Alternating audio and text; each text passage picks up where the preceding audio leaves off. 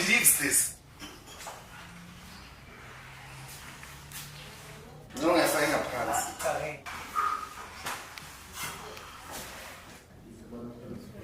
I beg it, I want to be coming.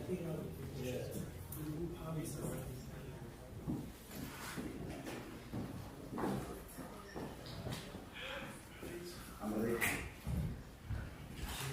Is it the one there?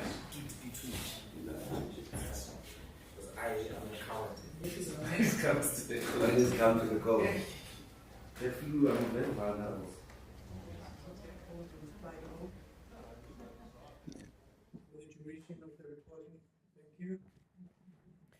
So, President, African Renaissance.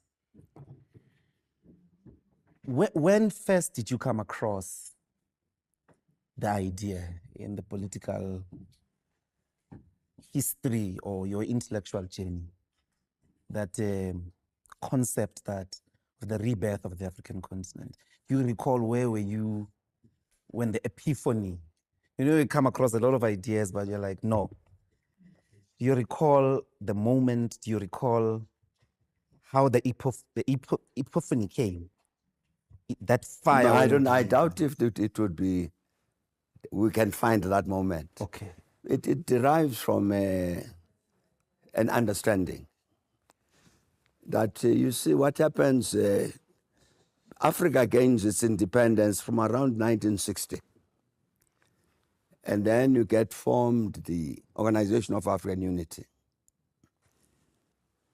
And what actually happens in terms of that unity issue is that they unite in the struggle to defeat colonialism and apartheid. There are all sorts of programs about economic integration and this and that and the other. But in reality, the continent united around this idea of the total liberation of Africa, practically. Mm-hmm. The consequence of that is that when South Africa gets liberated, it means this major task of the continent has been completed. That's what opens the way to do other things. That's where the Renaissance came from. Mm. That once South Africa was liberated, the continent that united around the idea of the total liberation of Africa, that task has been achieved. What next do you do? The continent must aim for its renaissance. The liberation of South Africa opened the door to a renaissance. That's where the idea came from. And it's continental in scale. Maybe it's a renaissance of Africa. And Africans everywhere. The Africa must be reborn. Mm. After all of these years of slavery, of colonialism, of neocolonialism, and all of that, including apartheid in South Africa, we are rid of that political period. The politics is in our hands. What do we use that political power for? Is to give a rebirth to this continent, which was, the continent in a sense died under the weight of all of these oppressive systems, exploitative systems. Now as Africans, now that we've completed the task of the total liberation of the continent with the liberation of South Africa, it opens the door to attend to the rebirth of the African continent. That's where the idea came from. 2025, an average, they call them all types of names. These citizens of the continent born after 2000,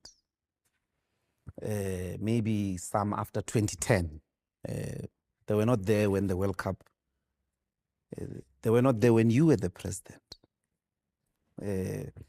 I saw some of them calling the current president Cupcake.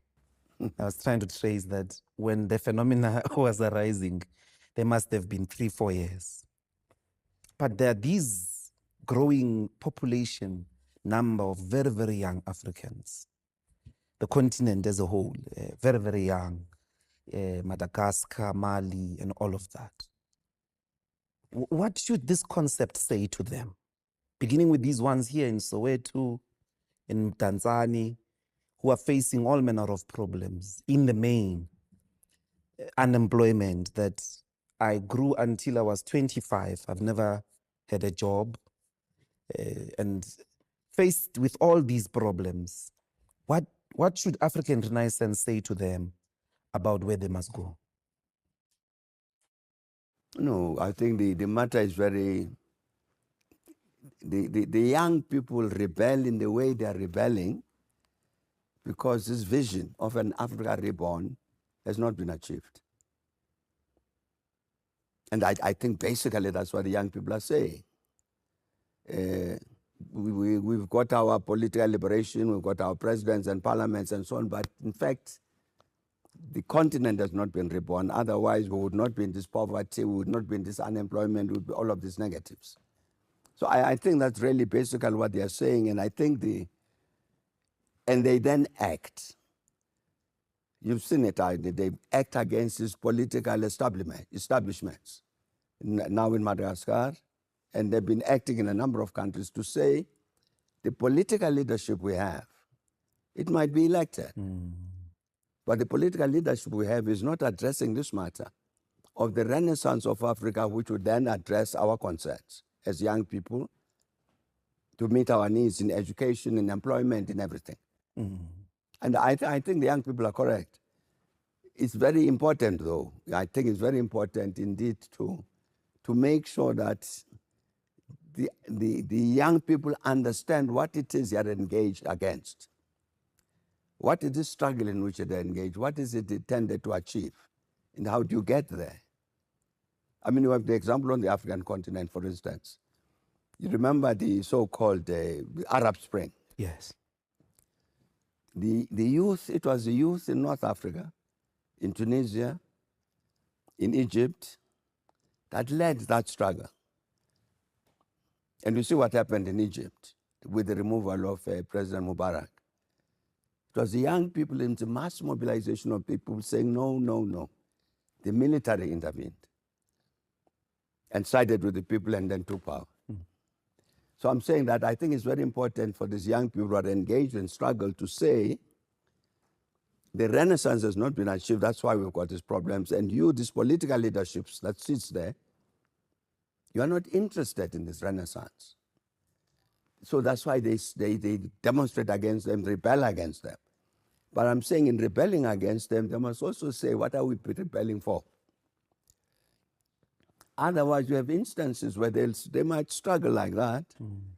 And you see the same phenomenon in Sudan. Mass uprising and so on. Where are we today?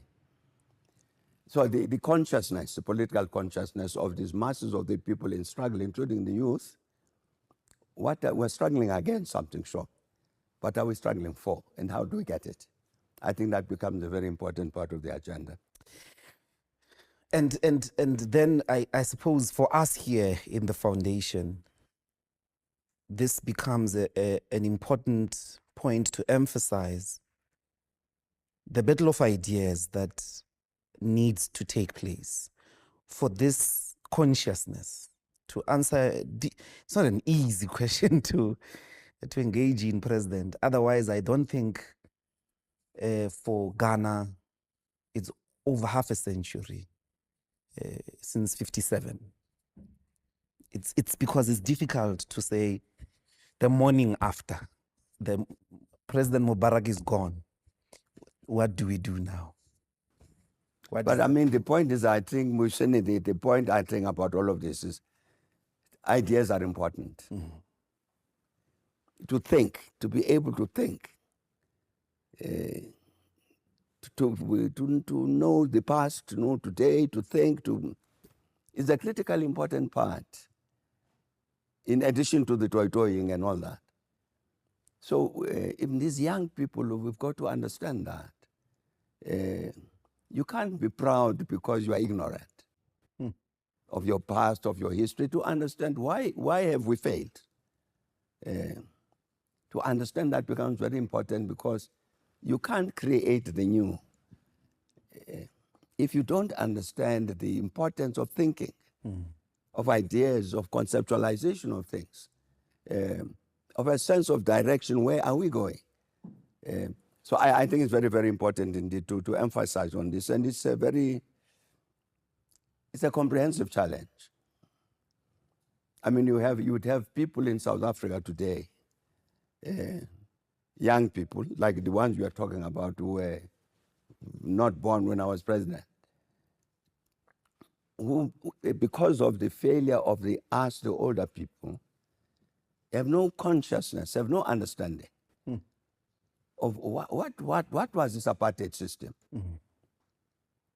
How did it impact on the oppressed? All of those questions, does it still have, for instance, on the mind of the black people? Does that still have an effect on the mind of the black people today? There's none of that discussion is taking place. So you can't blame the young people that they're not exposed to that kind of understanding, because the older generations are not communicating anything. And yet it is important for you to understand what it is that we need to do today. It's necessary to important to understand what happened yesterday. What's wrong with our old people, President? I mean, it's as if the implication is like somebody somewhere is causing them not to conduct the struggle with a commitment, this commitment to creating the conditions of thinking for ourselves. That it's as if it's because what purpose does it serve that they do not insist on a knowledge-driven, intellectually driven political struggle, even to this day? That why would you preside over the youth that doesn't know what was apartheid, how it affected them, so that they know that it must not return? Otherwise, if they don't know it, they might think they are doing something new and they may be re-enslaving themselves. What was wrong? What happened to the older generations that you are referring to, such that they made this decision not to tell the truth? No, I don't. It's not a decision. I do not think it was a conscious decision taken by a generation. It's our fault. I mean, I belong among that generation.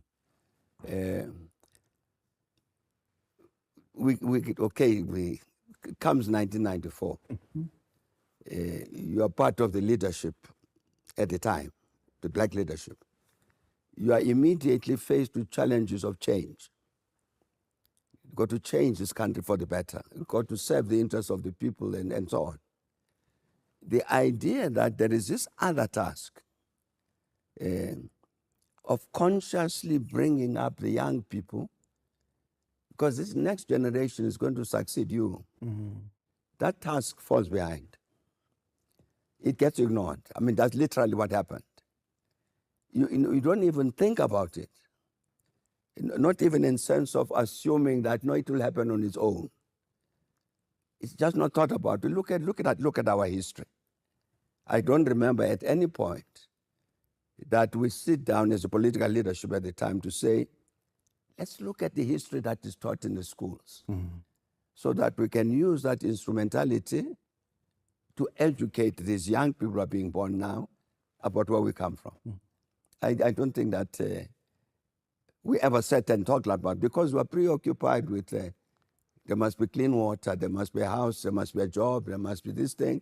You know, all of these immediate daily things. It's a mistake, I think, but particularly a mistake of the political leadership of the time, including myself, that we didn't say, in addition to all of these urgent things we've got to do, the task of properly bringing up the youth to understand that this youth is going to be the leaders of tomorrow.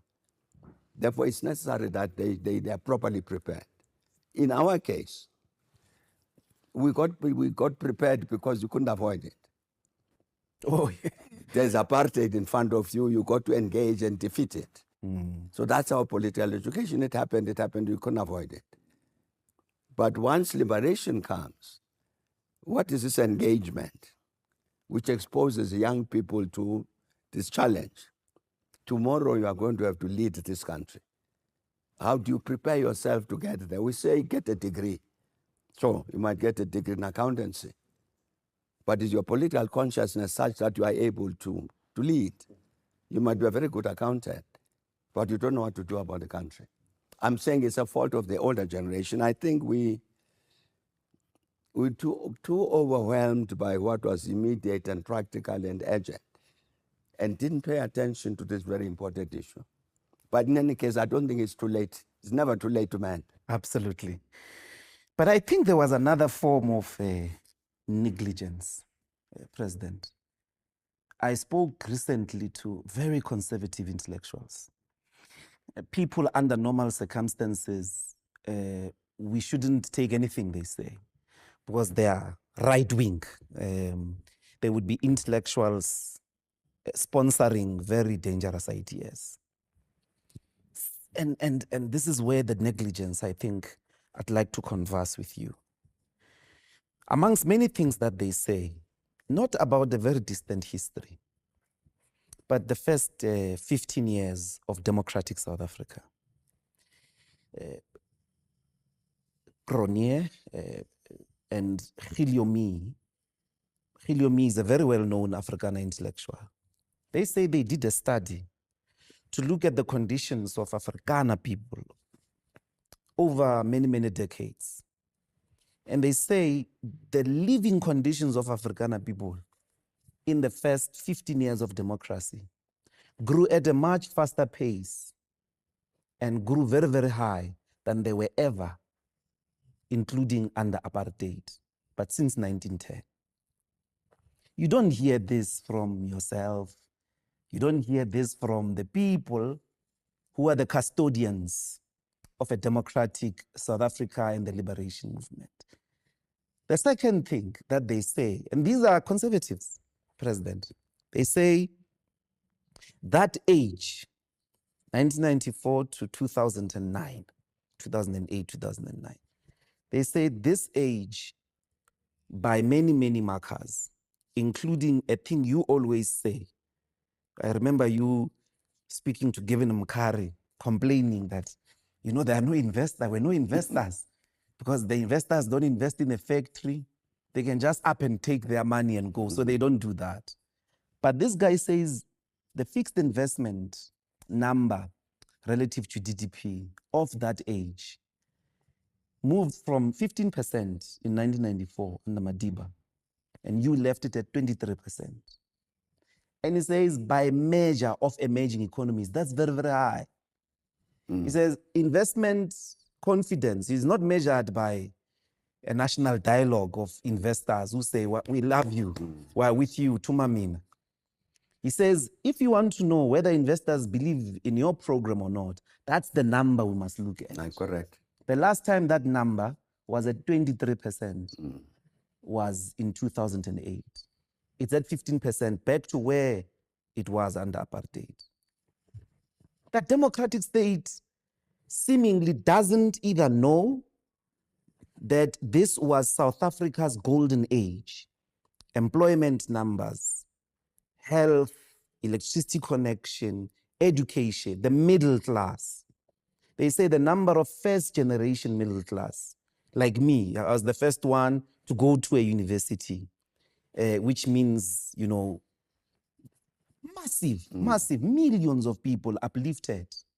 The final thing they say, in that age, South Africa attained a fiscal stability that had never been witnessed since 1910, such that there was a budget surplus. They say you've never seen that, not in apartheid, not before. But this fiscal discipline was alongside a very long, aggressive program of social safety networks, social grants, NSFAS, which uplifted many, many people out of poverty. So you were saving, but at the same time, you were rolling out massive social programs. This is not the education you find out there. Was that not another moment of fundamental negligence to tell the story of the success of Black people who ran the best state? Just for our confidence, President, that we were Black, we're Africans, we can run a country. We did for 15 years. Here is the data. This is story not there. I don't think it was negligence. The phenomenon you're talking about, where the democratic state, democratic South Africa does not want to tell this good story of that first 15 years. It comes in the latter period. During the time we were in government, we talked about the achievements that were the things that were being achieved. For instance, Muhsin, I remember, I might miss the date, might be wrong. When I delivered the State of the Nation address, 2004, I said it's a season of hope. It was not just rhetoric.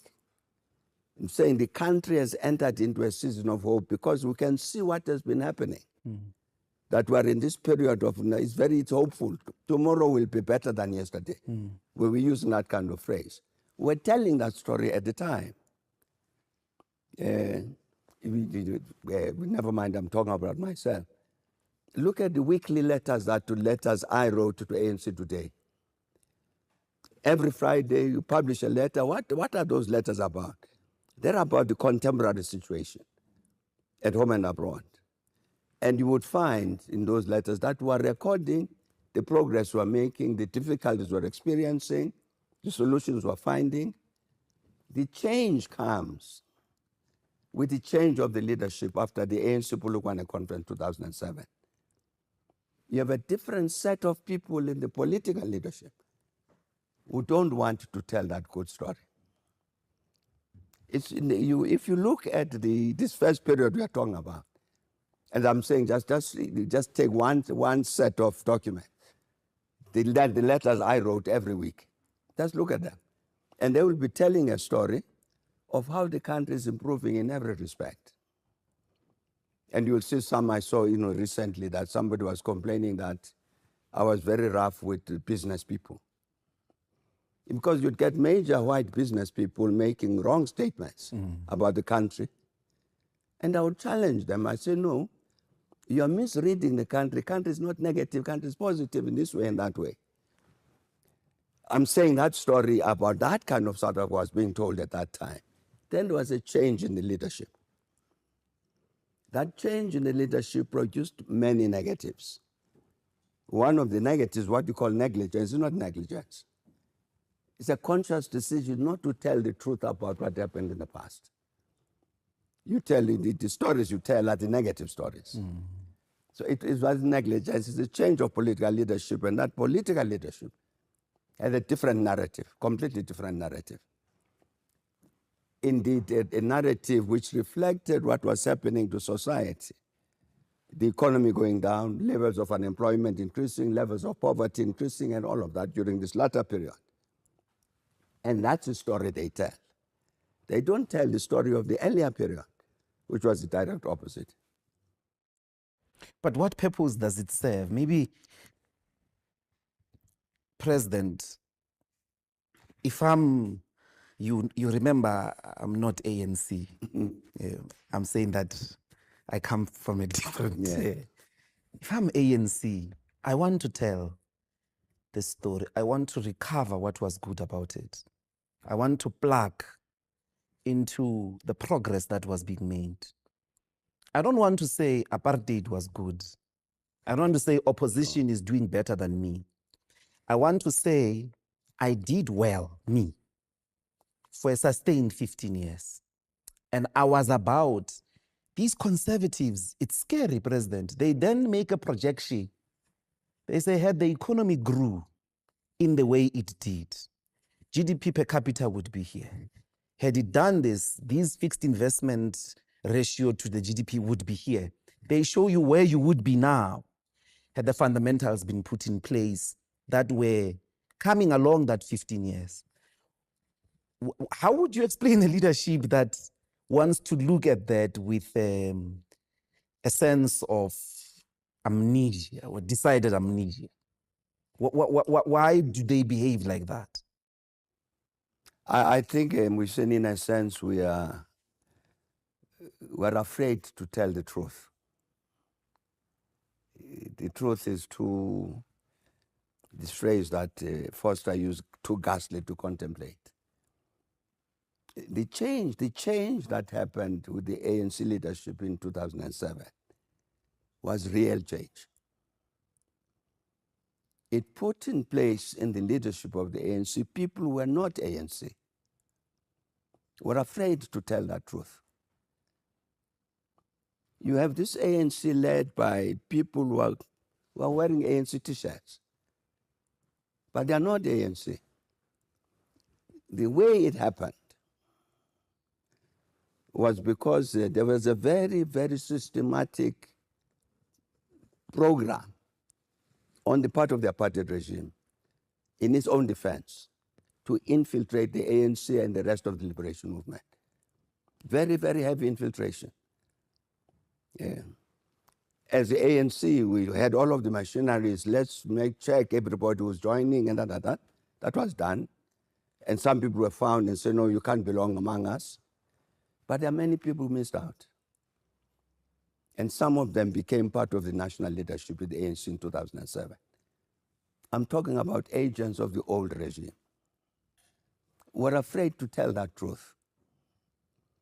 So this person who's wearing an ANC t-shirt, who's carrying a big ANC title, is not the ANC. This is a person who was infiltrated by the old order into the ANC, but now occupies a senior position in the ANC. And what's your task? The task is to repeat what their handler tells them to repeat. So you and I get surprised. It would be very, very logical, it's obvious, for the current ANC leadership to say, this is how well we did, until somebody else intervened to negate what we're doing. So the population will say, now we understand why things have gone wrong. We've been blaming you all the time. That's you and I think that would be the logical thing to do. But it doesn't happen. How do you explain it? I'm saying the way to explain it is if we lose this fear of telling the truth, to say the people who are not behaving logically, who are not saying, I did a good thing yesterday, and I would have done a good thing today, except that somebody else intervened to sabotage. He doesn't say that, and allows the blame to fall on himself. Or you are responsible for all of these bad things. Instead of saying, no, I'm not. They don't. And the reason they don't is because they belong among the bad people. Maybe That's this the truth. That's the truth, you see. And Yeah. I'm saying it's difficult to say it. When we talk about counter-revolution, that, from day one, from 1994, there are people from the old order who said, the ANC thinks it has won a war. It hasn't. In 1994, the ANC has won a battle, but we will win the war. And they intervened to make sure that they win the war. That's where we are today. The negatives that you see, as you say, that you have a certain period, first 15 years of our democracy, very positive. And the next 15 years, the opposite direction. Why? Why the sudden change? It's because the people were saying, the ANC thinks it has won the war, it hasn't. We will win the war. That's the result of that. To put in place your own people and put in place your own programs to make sure that this ANC, which they fought for 100 years, fails. And they are working together with their own people whom they had infiltrated into the ANC, who are now sitting in senior positions in the ANC. And you see it every day. You see it every day. You see, for instance, what's happened to the initiative for a national dialogue. Some people intervene to derail it because they don't want national dialogue to take place. Why? Who is this person who calls themselves progressive and doesn't want the ordinary people of South Africa to get together to say, we, the people, want South Africa to go this way? No, they don't want that. Who is this person?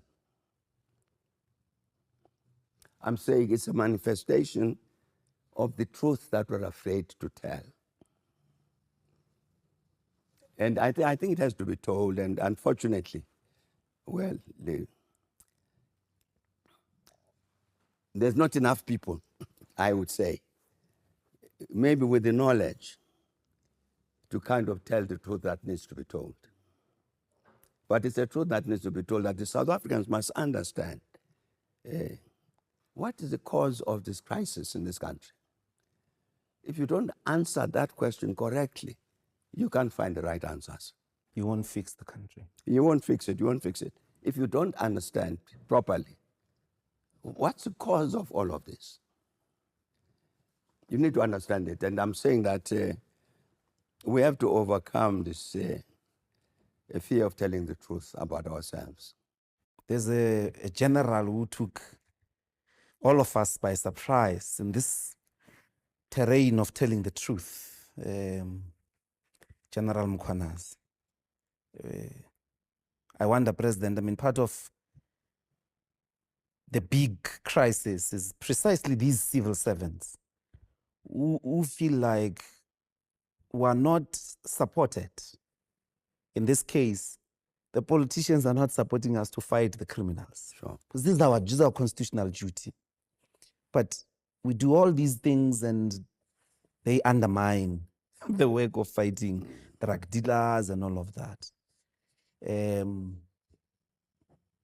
Is maybe General Mkhwanazi some sign of this perhaps moment that might open up to speak the truth on behalf of civil servants, maybe in the movement of progressive forces in the country, to turn and say, but you are not progressive. You are part of the people that are holding. I was very, very happy when General Mkhwanazi spoke the way he did, because of what he said, but also because it kind of sent the positive message that there are still South Africans among us who've got that kind of courage, that attachment to principle, who are ready to stand up and tell the truth as it is. In those two senses, that I was very, very happy that Mkhwanazi did what he did. And I've said this publicly, that yes, I'm very, very glad he did this, and it's our task to follow up on what he said. And I think it must serve as inspiration to other people outside of the police, in the civil service, everywhere they are, to do this thing that Mkhwanazi has done, to tell the truth. Where are we? What's wrong? As we see it, he might be half wrong, half right, whatever it is, but to tell the truth as he says it. I think it should inspire other people to do the same thing. Because what he has done I think, is to put detail to things that many of us suspected.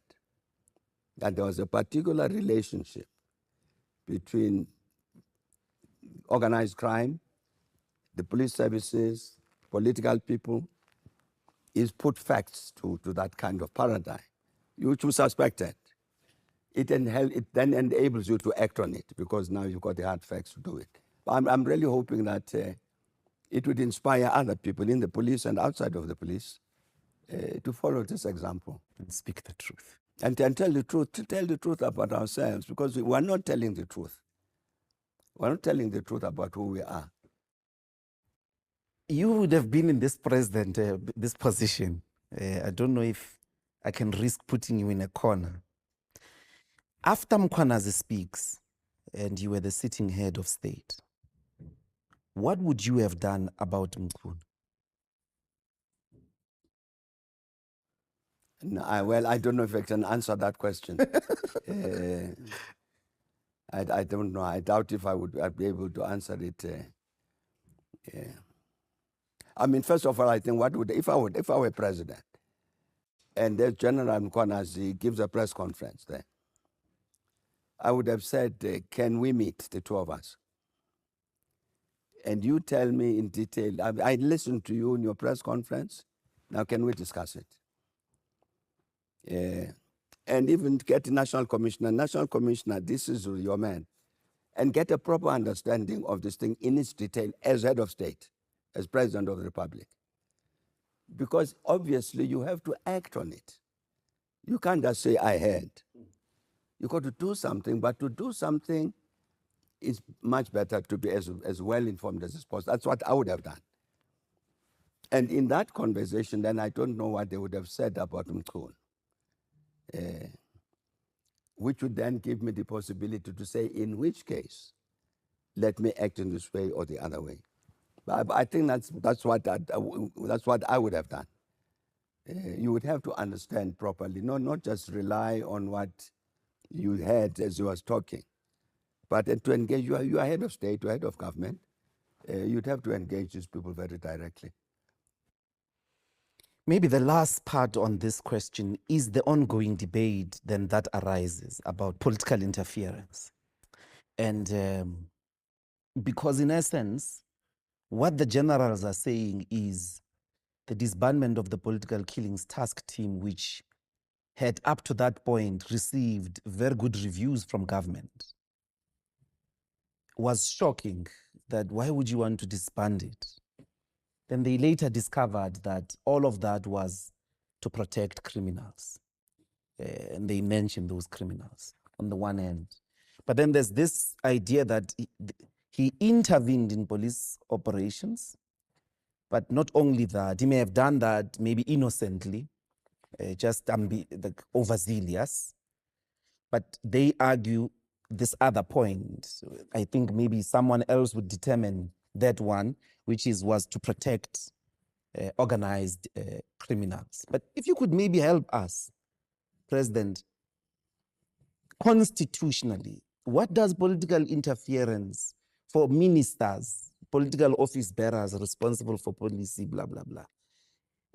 Because all civil servants, according to many, many reports in the Public Service Administration, Public Service Commission, say bureaucrats feel like there's this distrust on them to do their job, this constant interference with their job.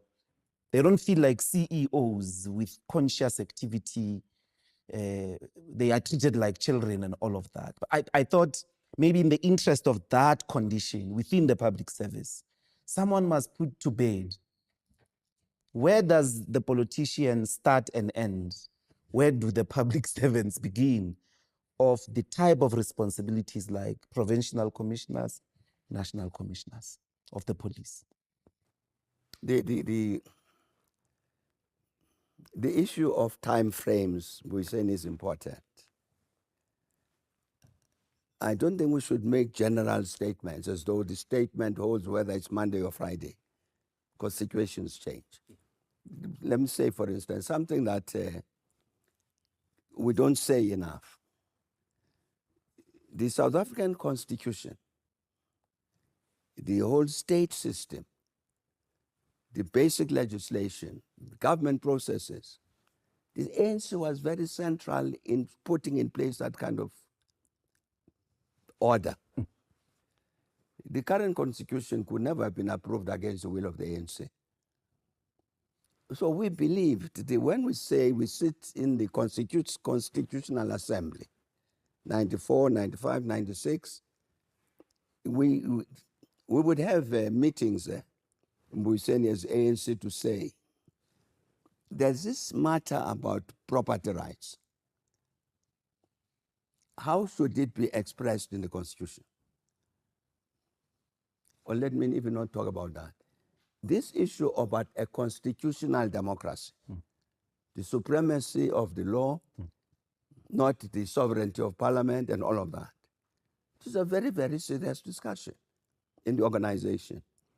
And the ANC deliberately, consciously, we said, let's go for a constitutional democracy. Because we know for a fact as the ANC we will be elected, we are already the majority. So we've got the possibility, we've got the mandate from the people to do whatever. But why do we assume that will always be correct? There must be some standard which is accepted nationally, which is going to must judge whether we are correct or not. We insisted on it. We'd insisted on it before the CODESA negotiations. We had said it was the ANC which said there must be accepted constitutional principles, which was the very first decision of CODESA. These are the constitutional principles we sent for. This is South Africa we want must be like this and this and that and that. And this might be binding on any constitution. That was an idea from the ANC. So I'm saying the construct that you have about the relationship of the ministers to DGs, government to police, is a construct of the ANC. So there's a particular period in our democracy where you will not find this complaint. That there was too much interference by the politicians in policing. Because it's contrary to the construct we put in place. A change happens, and the behavior begins to change. There are many complaints that you'll hear about today, which were not there in 2000. Because you had that particular generation which had been responsible for writing that constitution and the rules and regulations and the laws and everything. Who put in place public protector, constitutional court? It's the same ANC. And so we believed in those things. I thought Mr. Ramaphosa was very central, is a founding member. Well, he said it was chairing the Constitutional Assembly. But he was chairing the Constitutional Assembly, he was not in the ANC delegation. But I'm saying that people must understand that. So they are certain to take a very simple thing. I listened to the interviews under the Justice Zondo, that's on the commission, talking about this cadre deployment. We had a subcommittee of the National Executive Committee on deployment, because we're saying it's going to be very important to change, for instance, the senior civil service, to make it more representative of the population and so on. And the process that was put in place, we say was, I'm talking about the government at the government level, just for instance, to choose DGs.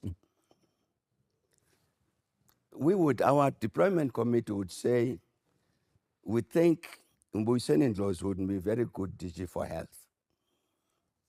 The post is advertised, and many people respond. Our candidate is Mbuyiseni Ndlozi. Then you put together a committee of 3 ministers, Minister of Health and 2 others, who must then judge. There are 25 applications. So our person competes against the others. There's no interference. Then it's a government thing. The government process will decide who among these 25 is the best. And our person may lose. So you try to make sure that in selecting a person you put into that pool is somebody you think can succeed. Because you can't want a DG of health who's going to fail. We want a DG of health who's going to succeed in terms of the implementation of our policies. It was not cadre deployment. The deployment would be decided by the government structures as to whether this person is suitable to be in this job. So the ANC, of course, would lose some of those, because the ministers are sitting there, in addition to which, the 3 ministers sit, and they decide Mbuyiseni Ndlozi is the best, this was the second best or the third best.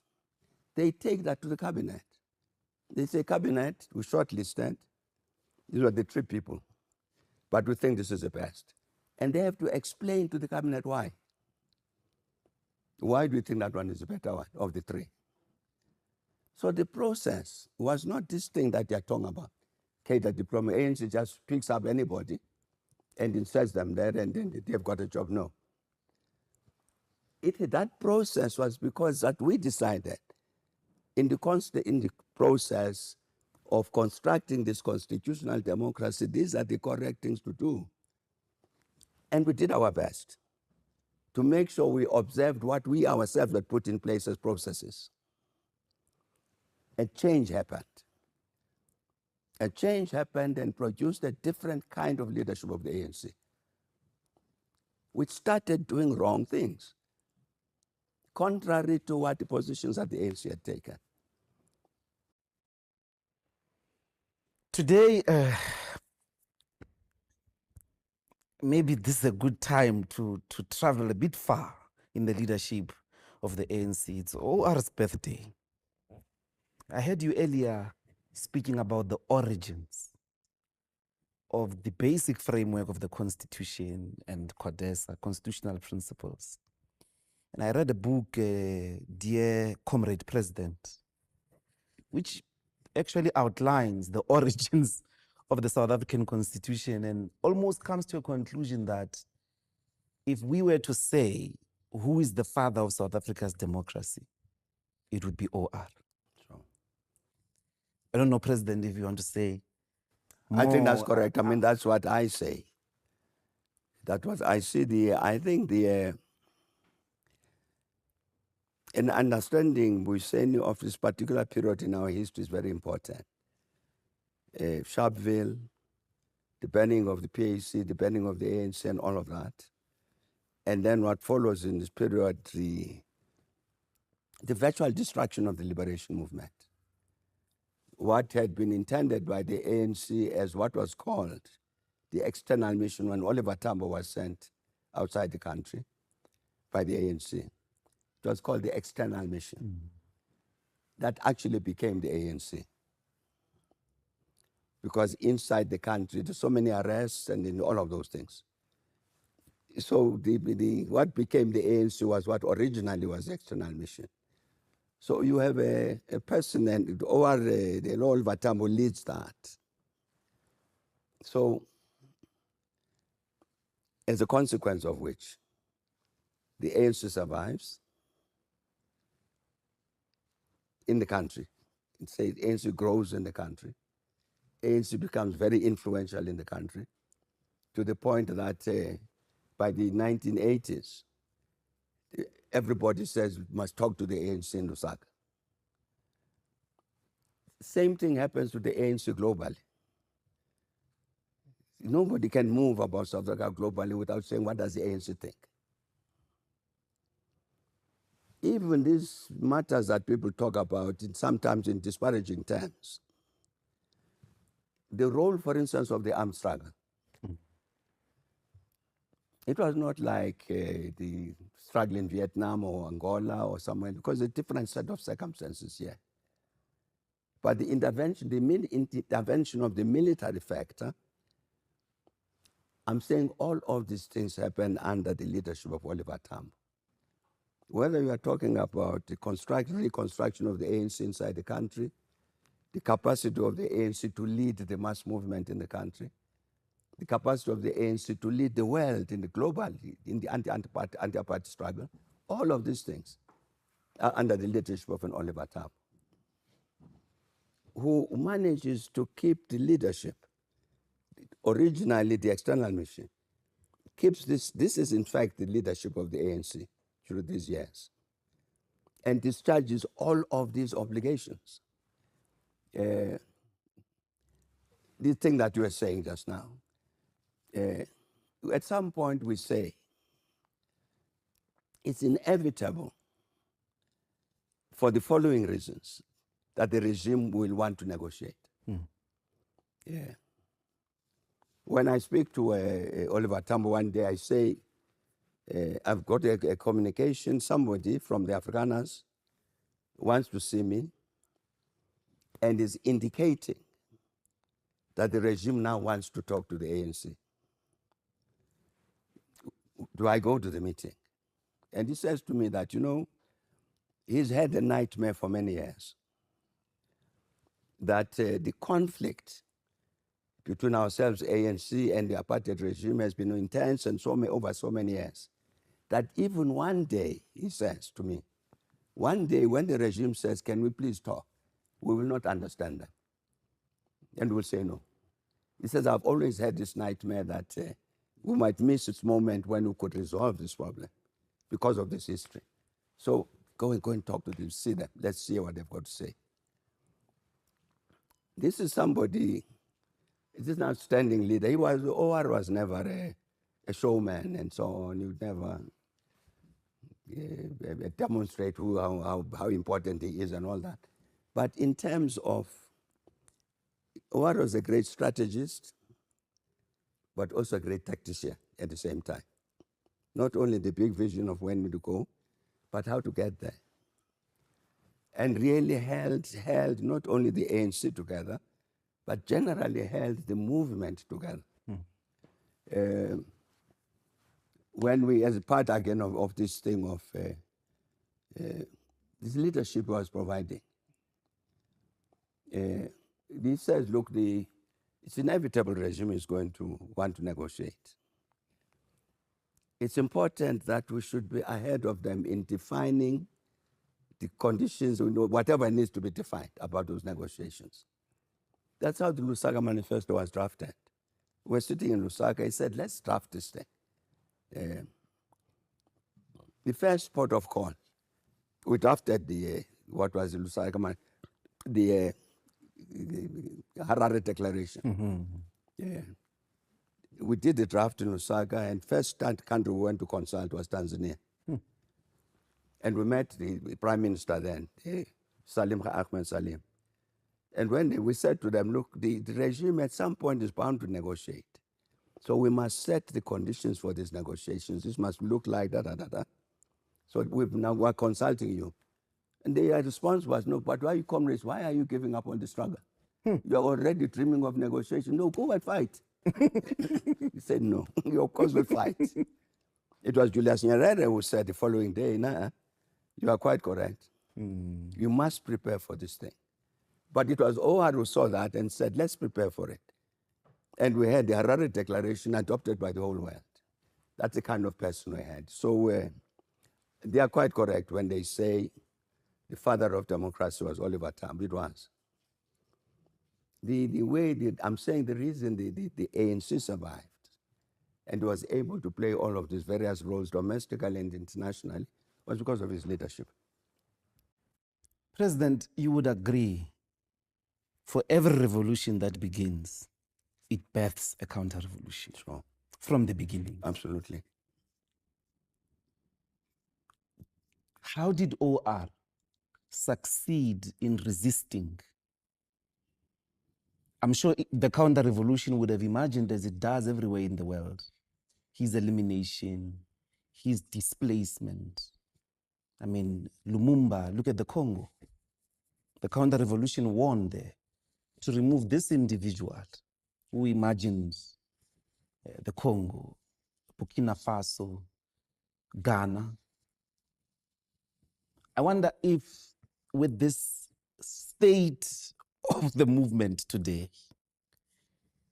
if you could say something about what in the leadership of OR that you've just brilliantly set out in actual concrete historical terms, resisted displacement. He's being displaced, he's being uprooted. Even some of them, isn't it, they get uprooted, but they are there. To consistently manage to do this thinking for himself, this powerful way of anticipating the enemy and propel a very principled anticipation based on your values. It didn't happen in the most dangerous times. I would argue when it should have happened. It happens when you are on the rise in South Africa's most important golden age. 2007 in your determination or so, counter-revolution. Why not OR? Why? Maybe they failed then. I think OR had a much better sense of, a much better strategic sense. You would see it, for instance, in meetings, like the meetings of National Executive Committee. He would never ever speak first. He'd always speak last. And the consequence of that is that it would give space to all members of the NEC to say whatever. Nobody could say we're not allowed to talk and so on. And at the end, he would say, this is what I think. And in terms of saying what he thinks, even the wrong ones, the ones he thinks were wrong, he would take them on board so that they also feel that, no, I was also listened to. What many people didn't know that when for instance, you have that agenda of the NEC meeting, that circulated. I mean, the ANC is going to meet, these are the topics. That he would actually sit for 2 or 3 days working on each of them. He knows by the time he goes and meeting, he's already reached a conclusion of what his views are. People didn't know that. So he's prepared for this meeting, which is going to last for 3 hours. He spent the last 2 days preparing for it. So when he intervenes, he is mindful of what it is, what's necessary to say. So that even there are people there who say, he knows that these ones are going to oppose me. How do you handle them? You don't handle them by turning them into enemies. Handle them in such a way that they feel comfortable in this setting. You know, you had many instances of this kind. You had this group in the ANC which broke away after Morogoro 69, called the Gang of Eight. We engaged that group of the Gang of Eight until I think maybe 1972, 73. OR was refusing that they must be expelled. They were misbehaving very badly. He was refusing that they must be, no, let's engage them in discussion. Let's bring them back. Let's bring them back. So in that way, you plant the possibilities of the other side to act against him. But just one last instance. OR goes to a meeting of the OAU. I can't remember what country it was. And we had agreed that he's going to talk to Seretse Khama of Botswana to say the ANC would like to establish an office in Gaborone, like all the other independent African states, which he did. And Seretse Khama said, all right, write me a letter, send somebody to deliver the letter, then we'll respond. But don't send one of these people who call us mohos, says Seretse Khama. So what comes back says, Seretse Khama has agreed, he must write a letter, but we're not going to send anybody who calls them moho. You know, these clever people from South Africa. You see what? And then one consequence of that is that the Botswana political leadership had 100% trust in OR. So even if the regime wanted to use the Botswana against him, they would fail. Because he understood what is it that we need to do in order to achieve our purposes. And one of the things that we had to do was to make sure that the enemy fails. The enemy will always fight against us, as you said. But we must make sure that the enemy fails. How do you do it? So I think he had a much better sense of what it is that needed to be done to make sure that the enemy doesn't succeed.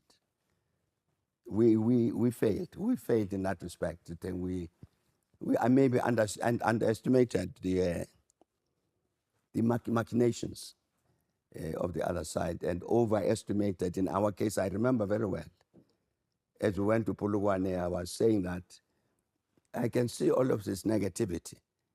But once we engage the membership there in political discussion, we will succeed. What I didn't think about was that they would suppress the political discussion, make sure it doesn't happen. Yeah. So I think OR had a much better sense of what it is that he needed to do in order to make sure that the enemy doesn't intervene in a way that stops us from doing what we have to do. A tactical and a strategic posture.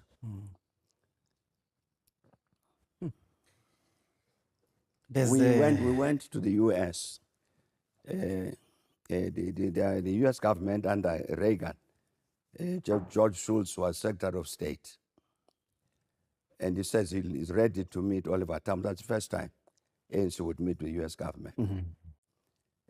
So we went to the U.S. I was part of that delegation. Started in New York. And the first meeting we had in New York was with Henry Kissinger.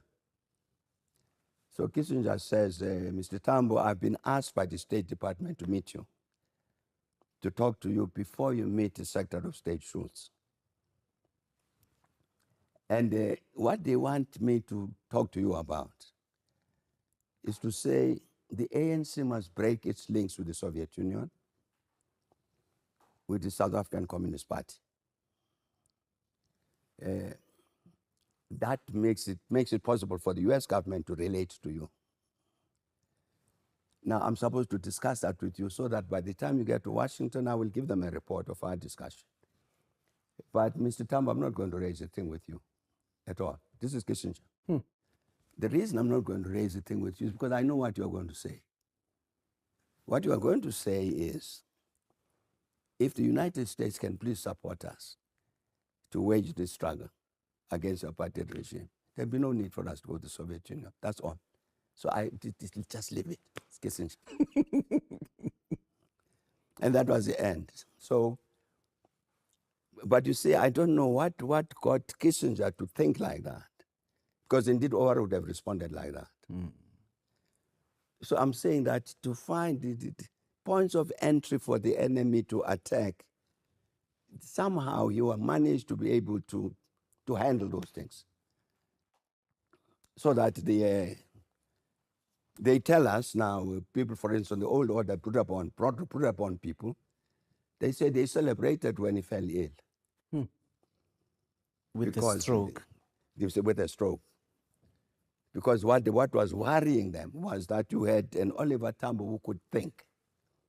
And so long as you had the leadership of the ANC that could think, we could never defeat the ANC. So that's what the Broederbond was saying. So when he fell sick, we celebrated. Because now he's gone, this person who can think. And he could think.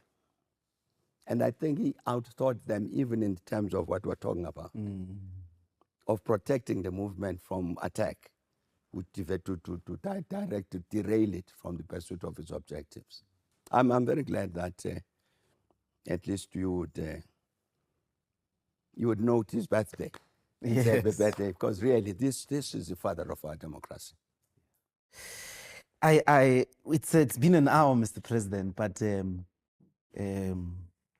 the Minister of Finance, just in 5 minutes, has had a very strange thing to say a couple of weeks ago, and I thought the ANC was going to say something, and certainly somebody with a sense of the origins of this constitution, somebody that would have been there with OR in these machinations and all of that. He says, no, we were wrong to say that South Africa belongs to all who live in it. This is the Minister of Finance.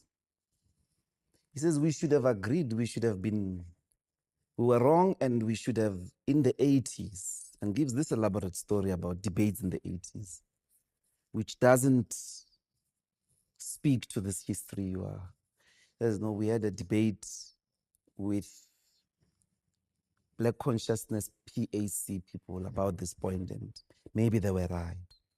But President, the reason the finance minister goes to this extent to ask for this constitutional change, he says the country is overburdened. Because now everybody in the continent, I don't know why he says that, but he says people come because they think South Africa belongs to all who live in it. We must rethink that. So this country doesn't have resources to take care of the whole continent. My question to you, very directly, there is obviously a problem, which I think emanated in your era as president, of the instability of Zimbabwe, which causes the people, because of the political problems there, despite political demonstrations, despite whatever, the state doesn't seem to get its act together. And therefore, there's this constant help that they need. Is the reason why we've said so many times this point. But obviously, there's that problem. My question really directly is,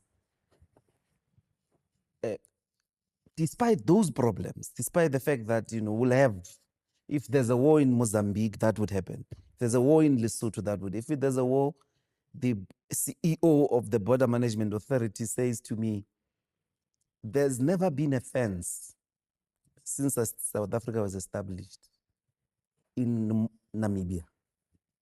But you don't have a problem of Namibians that are flocking your Botswana. So you can't say just putting a fence solves your problem, or the absence of a fence is because you've got that problem. You have to think a bit deeper. But maybe a very direct response to this reading by Kotongwane. He's presiding over the resources, and he seems to be saying to everybody that you are right. All these groups, you are right. South Africa must be closed. Obviously, obviously, the Minister of Finance is very, very wrong. Two things we're saying about this. People maybe don't understand this. The commitment of the African continent to the liberation of South Africa is very strong.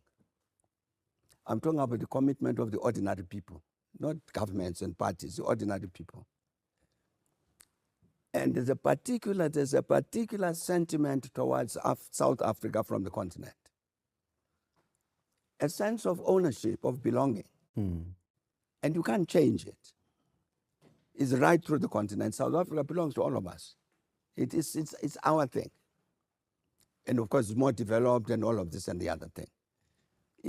There is no way we as South Africans are going to stop Africans coming to South Africa. No way. I don't care how many electrical fences you build. It's going to happen. So the challenge we face as South Africans is to how do we deal with that? You can't keep these fellow Africans out of South Africa, and you can't define our relationship with South Africa versus the other Africans as enemies. These are our enemies who've come to our country to take our jobs and all of that. They will come. I'm saying I don't care how many electrical fences you build. With the challenge we face, what is it that we do in order to respond to that problem? There was this issue was discussed in KZN, and the commission was formed under Judge Navi Pillay a few years back, and this matter was raised. There are so many people from the rest of the continent who are in KZN, and they are here, and you can't drive them away. How do we handle this issue? And the Navi Pillay Commission said, in order to deal with this real challenge, the other Africans will come. It doesn't matter what we do. You can chase them away today they are back tomorrow. So it's an issue, and she's made a suggestion, the commission. This is how we should do it, to integrate properly, to do this, negotiate with the neighboring countries, all of that. That's the correct way to come at it. You can't come at it via the Tutula way. The Tutula way is not going to work. In addition to which, when I talk about the change in 2007, change of political leadership, this matter, chase away these other Africans, is part of the agenda of the counter-revolution. Because they wanted to destroy the Africa policy of the ANC. It's very much part of that agenda. The last thing I'd like to say, maybe I must talk to the Minister of Finance. There's a very important book by Professor Mahmoud Mamdani of Uganda, who talks about settler colonialism, that book, and discusses the US as an example of settler colonialism, Israel as an example of settler colonialism, South Africa as an example of... And he says, of all of these examples, how to respond to the historical reality of settler colonialism, the only ones who got it right are the South Africans. Exactly this point. Citizen and subject. It says it's the South Africans who've got this thing right. Because look at what has happened, the Americans have done to destroy the Native American population. Look at what's happened to Israel and Palestine now. And Mahmoud says the only ones who understood correctly how do you deal with the consequences of settler colonialism.